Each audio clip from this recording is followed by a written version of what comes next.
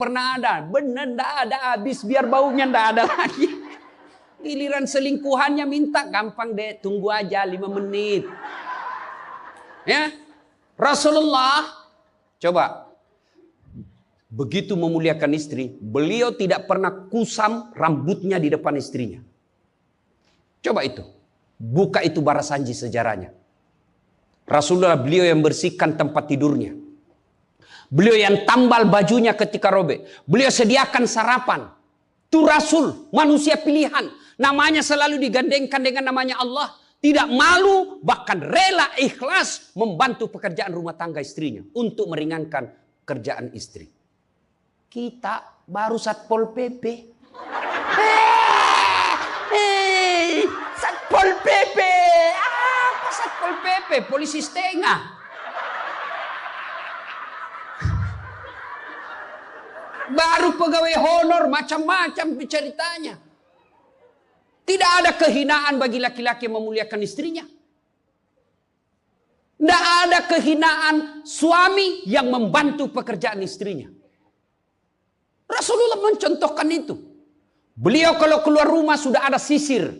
Masuk ke kamar rapi baru keluar. Kita sudah habis pisang gorengnya 4 masih berantakan rambut.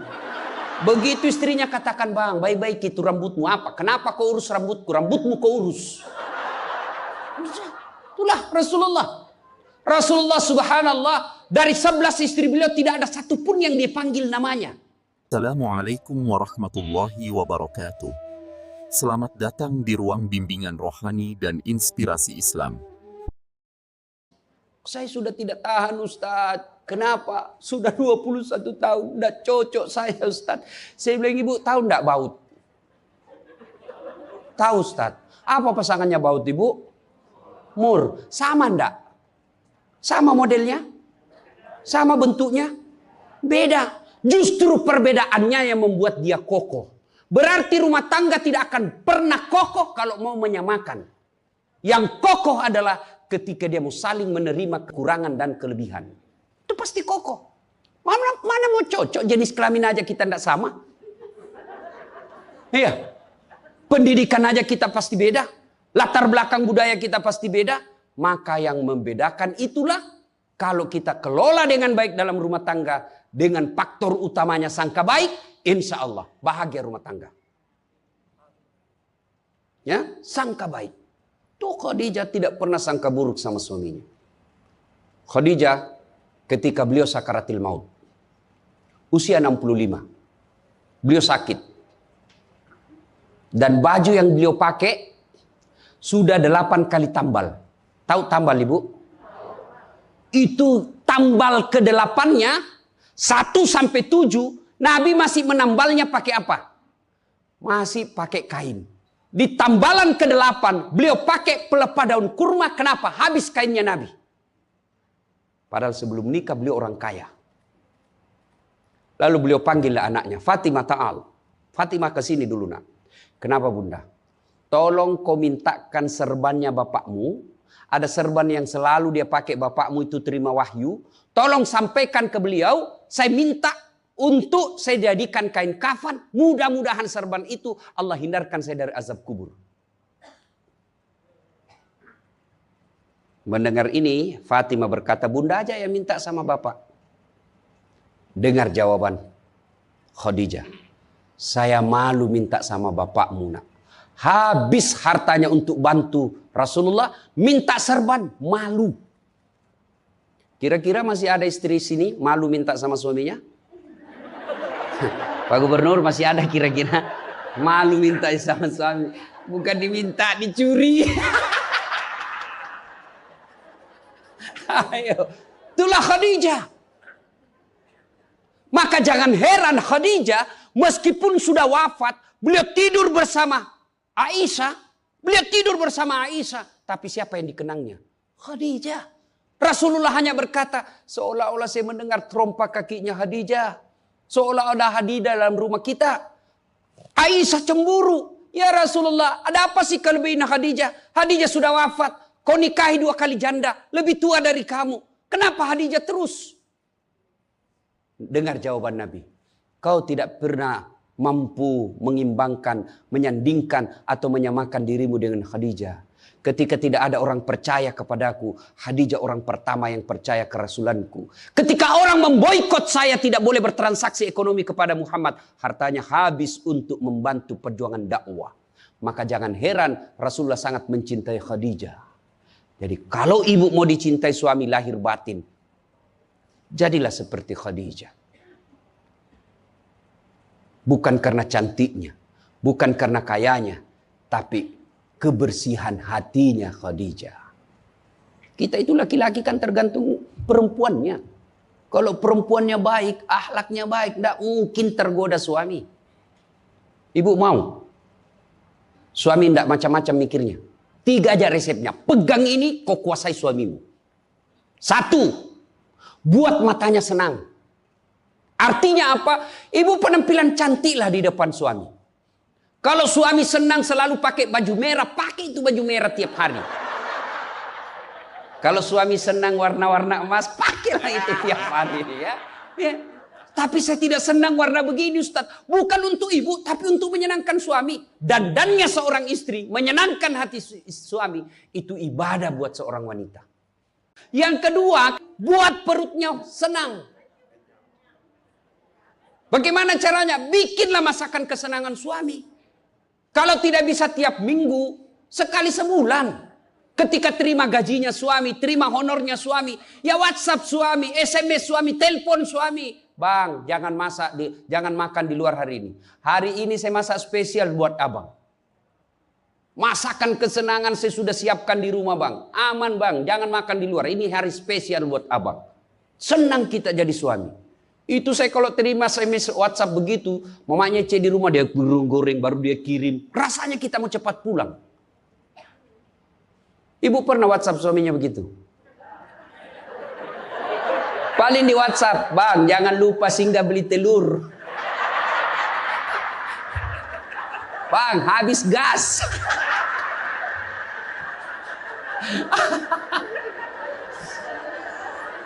Kok tahu Ustaz? Ya saya rasakan juga. Pernah suatu kali Pak Gubernur pulang saya ceramah takziah malam-malam di Makassar. Tiba-tiba masuklah WhatsApp-nya mamanya C. Ustaz, habis pembalut. Aduh. Tidak mungkinlah sopir saya suruh ini istri saya. Sudahlah, saya singgah, saya berdoa. Mudah-mudahan tidak ada yang kenal saya. Begitu saya bayar, ada ibu-ibu datang. Ustaz, beli pembalut. Saya jengkel, langsung saya balik. Biar daripada saya melahirkan. Tenang perasaan. Mungkin ego kita ini buat kita juga laki-laki. Ya. Kadangkala ego naik, masa saya eselon, masa saya kepala dinas, masa singgah beli pembalut. Jangan lihat eselonnya. Pakai ilmunya Umar bin Khattab. Umar bin Khattab, ada sahabat yang selalu mau datang, mau laporkan istrinya. Kenapa istrinya suka ngomel? Maka dia berharap Umar panggil istrinya supaya dinasehatin. Begitu dekat dengan Umar bin Khattab, dekat dari rumahnya Umar, dilihatnya Umar juga dimarahi sama istrinya. Balik dia bilang, Pak Umar aja dimarahin. Balik besok ketemu. Ya Amirul Mukminin, presiden lah waktu itu. Saya lihat kemarin Anda, istri ngomel-ngomel, Anda senyum saja. Dengar ini jawaban bapak-bapak ini, para pejabat nih yang hadir. Dengar apa jawaban Umar. Begitulah cara saya berterima kasih kepada istriku yang telah hamil, melahirkan, dan menyusui anak saya. Coba, hilang itu emosi Pak, hilang itu harga diri. Kalau kita sudah ingat bagaimana susahnya itu ibu melahirkan hamil. Masih ingat ibu-ibu waktu hamil? Masih? Ada ndak enaknya itu orang hamil? Untung saya tidak pernah hamil. Oh, coba ibu-ibu kalau hamil jalan aja setengah mati. Aduh. Sudah mau mau duduk aja, mana ada ibu hamil langsung duduk aja. Udah standar samping dulu itu kasihan. Iya ibu. Ya, benar. Kalau kita laki-laki paling ngidam. Ustaz, apa doanya berhenti ngidam istri? Ngidam apa istrimu? Nanti dia bisa tidur kalau dilihat saya di atas lemari Pak Ustaz. Jadi kalau istrinya mau tidur jam 10, setengah 10 sudah naik di atas lemari. Saya berarti kau dongo-dongo itu dikasih kerja di konsumsi. Yang kedua kata Umar, begitulah cara saya berterima kasih kepada istriku yang telah melahirkan anak saya. Masih ingat waktu melahirkan? Masih? Ada ndak ibu-ibu melahirkan senyum? Ada? Mentang-mentang istri gubernur keluar sayang. Setengah mati juga biar istri gubernur. Nggak ada. Itulah susahnya jadi perempuan. Maka ketika suami disuruh sama istri, bayangkan sulitnya melahirkan. Yang ketiga kata Umar, begitu cara saya berterima kasih yang telah menyusui anak saya. Masih ingat waktu menyusui? Masih? Terutama waktu tumbuh giginya.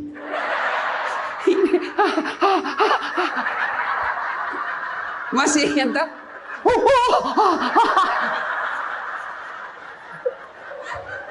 Untuk saya tidak pernah rasakan. Bu kalau digigit kan mana nenek tinjau nanya, kok gigit saya? Tidak, dia usap, lepas nak.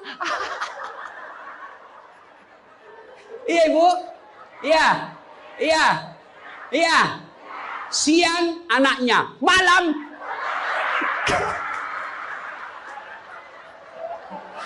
Salatullah, salamullah, ala toha rasulillah. Salatullah, salamullah, ala yasin. Berikutnya, kalau kita cinta kepada Rasul, jadilah istri seperti istri Rasulullah. Nah, tentu bertanya kita, itu bapak-bapak mau punya istri seperti istri Rasul? Pak Gubernur pasti mau. Kita punya mau istri seperti Khadijah. Tapi pertanyaannya, sudahkah kita seperti Rasulullah? Tenang ibu-ibu, saya bela ibu-ibu hari ini. Tenang. Nah, kita mau seperti Khadijah, tapi kelakuan kita seperti Abu Jahal. Pembohong kiri kanan. Suami istri minta duit tidak pernah ada. Benar tidak ada, habis biar baunya tidak ada lagi. Giliran selingkuhannya minta, gampang deh, tunggu aja 5 menit. Ya, Rasulullah coba begitu memuliakan istri, beliau tidak pernah kusam rambutnya di depan istrinya. Coba itu, buka itu Barasanji sejarahnya. Rasulullah beliau yang bersihkan tempat tidurnya. Beliau yang tambal bajunya ketika robek. Beliau sediakan sarapan.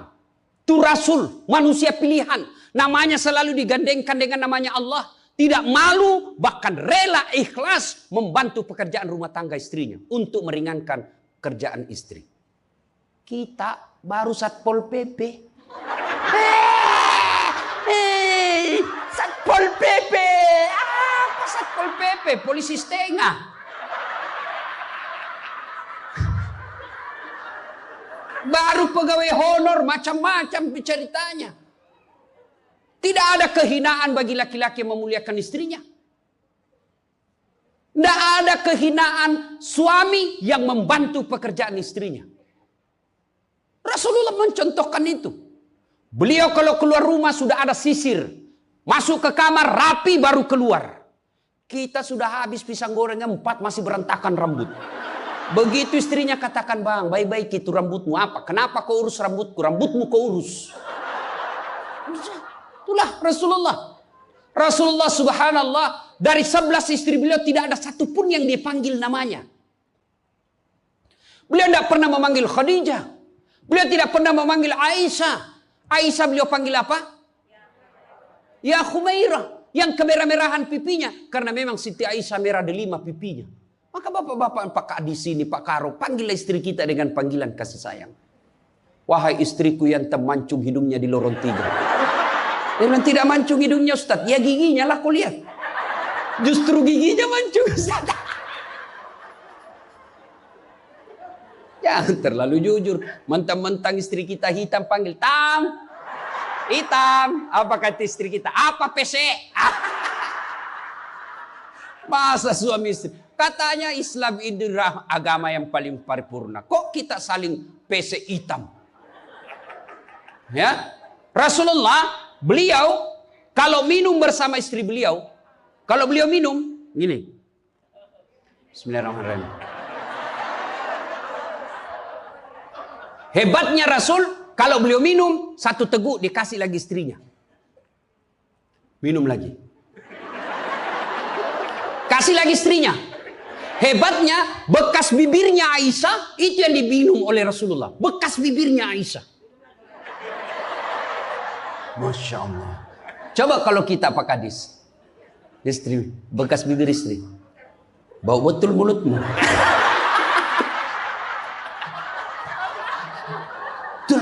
Maka kalau ibu bapak mencontoh Rasulullah, maka rumah tangga pasti bahagia.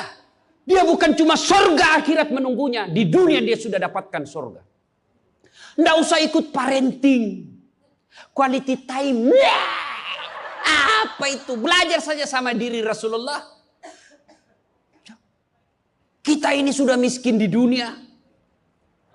Rumah tangga kita kadang-kala ngontrak-ngontrak. Tidak tahu lagi kewajiban istri kepada suami. Suami tidak tahu kewajiban kepada istri. Maka di dunia dia susah sanggara. Di akhirat apalagi nanti. Maka kalau kita tidak bisa dapatkan kekayaan sorga di dunia. Dengan harta. Maka dapatkan kebahagiaan itu dengan memperbaiki hati dalam rumah tangga.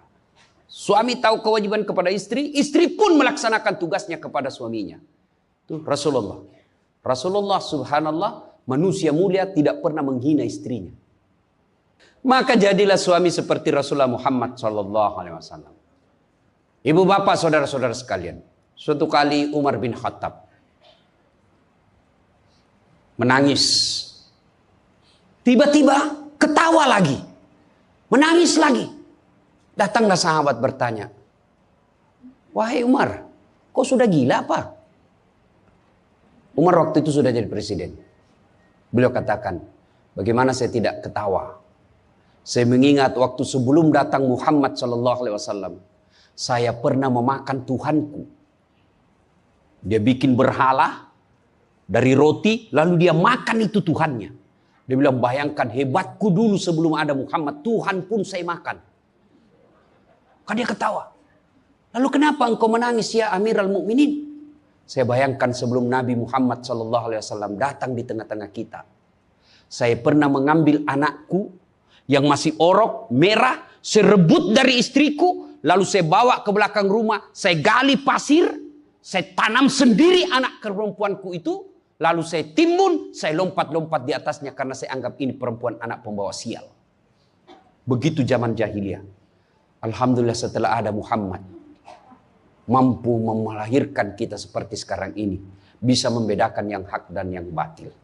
Berarti Rasulullah dikenang kehebatannya, karena berhasil memimpin, mengarahkan umatnya dari jahiliyah menjadi seperti yang kita nikmati sekarang ini.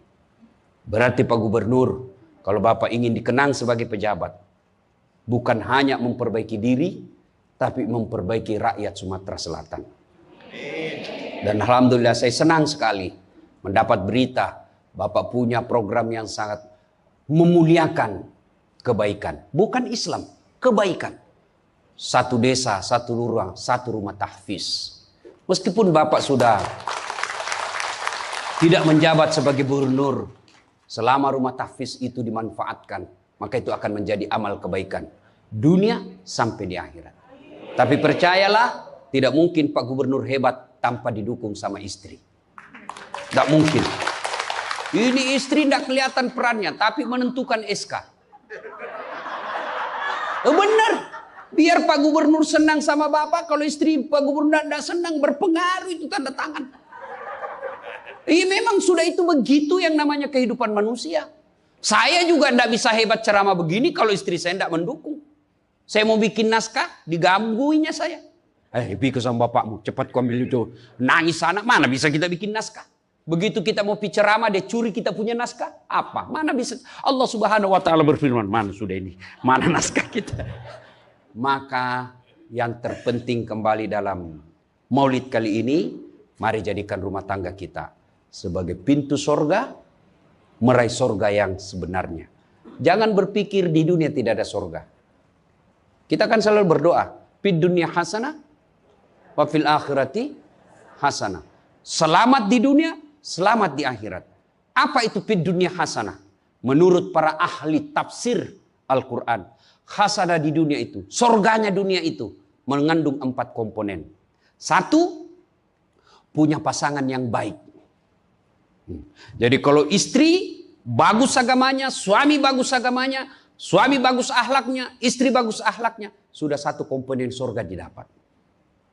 Yang kedua, punya anak yang soleh dan soleha. Tidak ada gunanya pangkat jabatan kalau anak kurang ajar. Ibu-ibu nih, kalau ibu meninggal siapa yang doakan? Hah? Suami. Tidak bakal, dia kawin lagi. Siapa yang doakan? Anak. Maka berhasilan ibu, saya setuju dengan pernyataan Pak Gubernur. Kalau mau hebat ini provinsi kita, ibu-ibunya harus menjadi pesantren pertama. Sayang, seribu sayang, ibu-ibu sekarang banyak yang gagal mendidik anak. Dihormati di luar, dimuliakan di kantor, sampai di rumah dimaki-maki sama anaknya. Itu siapa yang gagal? Ibunya. Kita kadang-kala bahagia, hebat kalau anak kita pintar bahasa Inggris. Hebat anaknya Ustadz, pintar bahasa Inggris. Apa hebatnya? Banyak yang bisa begitu. Masa banyak Ustadz? Ya sudahlah, ke Inggris lihat itu anak-anak di sana. Anak-anak di sana semua pakai bahasa Inggris, Bu. Memangnya kalau ibu nanti meninggal, anak berdoa pakai bahasa Inggris? Oh my God. Please help me my mother. Enggak. Pasti pakai bahasa Pado. Kepado, lindungi lo. Pasti. Ya, maka ibu-ibu didik anak. Yang ketiga komponen punya surga dunia, apa itu? Punya harta yang bermanfaat, bukan harta yang banyak. Mana harta yang bermanfaat? Harta yang banyak digunakan orang lain menjadi amal soleh-soleh, amal jariah. Bu-ibu nih, yang punya emas berlian, cincin. Ayo ibu, kalau ibu meninggal siapa yang punya itu? Hah? Siapa? Anak, istri kedua. Bukan anak, istri kedua yang pakai. Maka sedekahlah sebelum tiba saatnya. Dan yang keempat, surganya dunia, punya teman yang baik. Bukan teman kepentingan politik dan kekuasaan. Teman yang baik itu meskipun kita sudah pensiun masih baik sama kita. Meskipun kita sudah miskin masih baik sama kita. Itulah teman yang baik. Dan nerakanya dunia ketika kita punya jabatan. Banyak teman kita. Pas kita hilang jabatan semua menjauh dari kita. Itu nerakanya dunia. Nah ibu bapak saudara-saudara sekalian. Mari mewujudkan ini melalui maulid. Maulid ini tidak ada guna kalau kita pulang tidak diamalkan. Minimal amalkan dengan menjadi suami yang baik dan istri yang baik. Terakhir, kalau kita mencintai Rasulullah maka kita ikuti sunnah-sunnahnya. Apa sunnah? Yang gampang-gampang, tidak usah berat-berat. Mulai hari ini, oleh-oleh khusus ibu, kapan dan dimanapun selalu ada wudhu. Coba ibu amalkan. Bapak-bapak pegawai, bapak mau pergi kerja wudhu dulu. Mau pergi jemput anak wudhu dulu. Mau pergi pengantin wudhu dulu. Mau pergi kemana saja ikuti Pak Gubernur yang katanya tidak ada liburnya. Ya, sudah ikuti dengan ada wudhu. Orang yang selalu ada wudhunya, innallaha yuhibbut tawwabina wa yuhibbul mutatahhirin. Dicintai oleh Allah Subhanahu wa taala. Ibu bapak saudara-saudara sekalian, banyak yang ingin kita sampaikan tapi waktu jualah yang membatasi kita. Insya Allah lain waktu dan kesempatan kita akan lanjutkan.